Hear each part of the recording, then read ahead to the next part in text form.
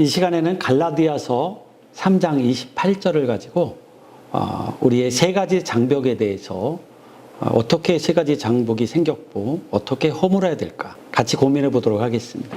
갈라디아서 3장 28절에 보면 너희는 유대인이나 헬라인이나 종이나 자유인이나 남자나 여자나 다 그리스도 예수 안에서 하나다. 그런 선언이 있습니다.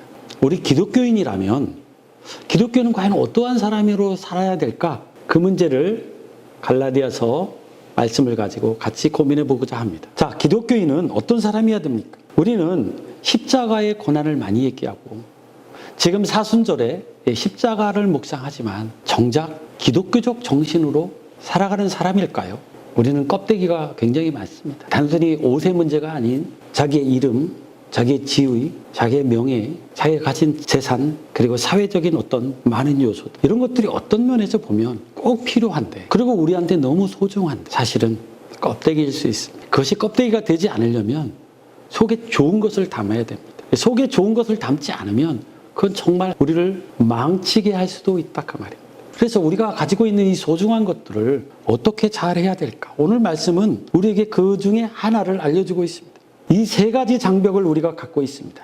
첫 번째는요, 인종차별주의라고 하는 겁니다. 우리가 기독교인이 된다고 하는 것은 굉장히 많은 것을 요구받고 그리고 그렇게 살아내야 되지만 그 중에 오늘 말씀드리고 싶은 세 가지 장벽이 있는데 그 중에 하나는 인종차별주의입니다. 우리나라도 다문화 사회가 됐고 이주민 가족들이 늘어납니다. 우리는 한민족 한 언어라는 사실은 허상과도 같은 거에 붙잡혀 있지는 않습니까? 바울은 오늘 유대인이나 헬라인이나 그 유명한 레이시즘, 인종차별주의, 그것은 꼭 두 종류의 인간이 아니라 그 어떤 사람이라도 그리스도 예수 안에서 다 하나라고 선언하고 있습니다.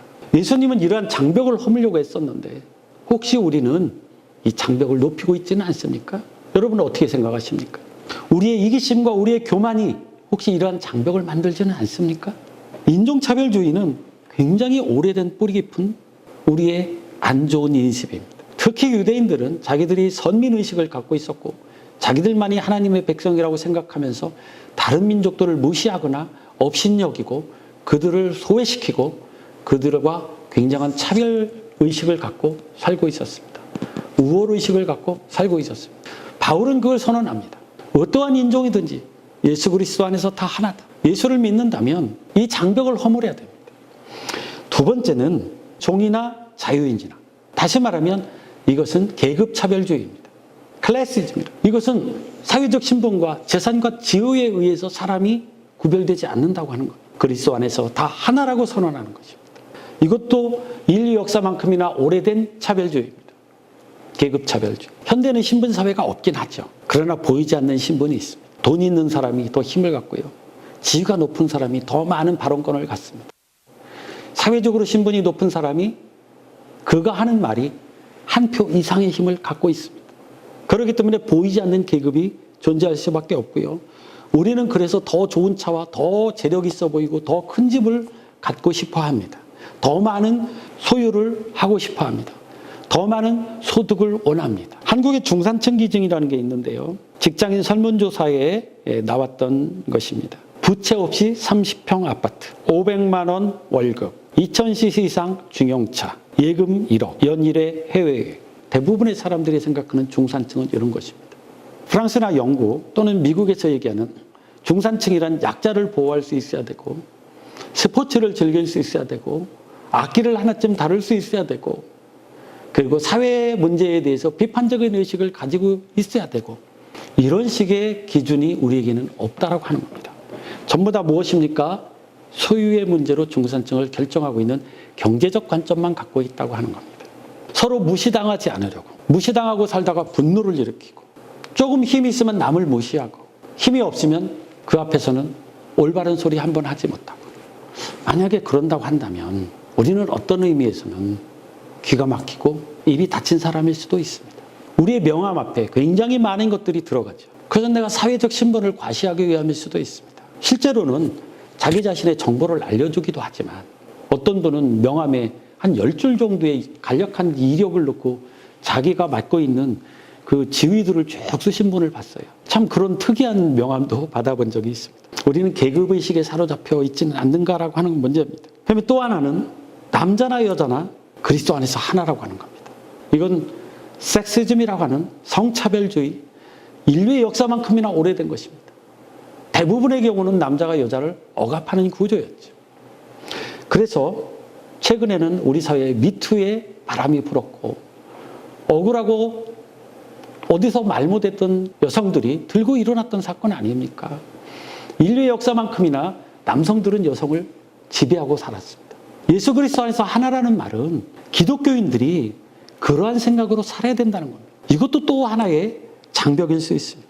그 권력과 지위와 결부된 성폭력 사건이 얼마나 많습니다. 막달라 마리아는 간음하다 잡힌 여인일 수 있다라고 하는 가능성이 좀 있습니다. 만약에 그렇다면 부활 후에 무덤에 최초로 찾아갔던 것도 막달라고요.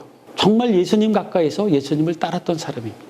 이 여인이 왜 그렇게 됐을까요? 다른 남자들은 자기를 여성으로, 인간이기 이전에 여성으로, 그리고 성적 대상으로 봤다면 예수님은 이 여인을 따뜻한 인간애로 맞아주셨습니다. 비로소 자기 자신을 인간으로 맞이해 주신 예수님에게 그 여인은 예수님의 제자가 될 수 있었던 것입니다. 우리가 기독교인이라는 말은 인종차별주의의 벽, 계급차별주의의 벽, 성차별주의의 벽을 허물고 사는 사람이라는 뜻입니다.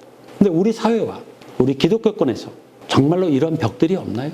인종의 문제, 계급의 문제, 성의 문제가 정말 그리스도 안에서 하나입니까? 정말 우리가 기독교인이라면 이 문제를 깊이 생각하고 우리의 삶에 반영해서 우리가 예수가 제자됨을 우리의 삶으로 보여줘야 됩니다.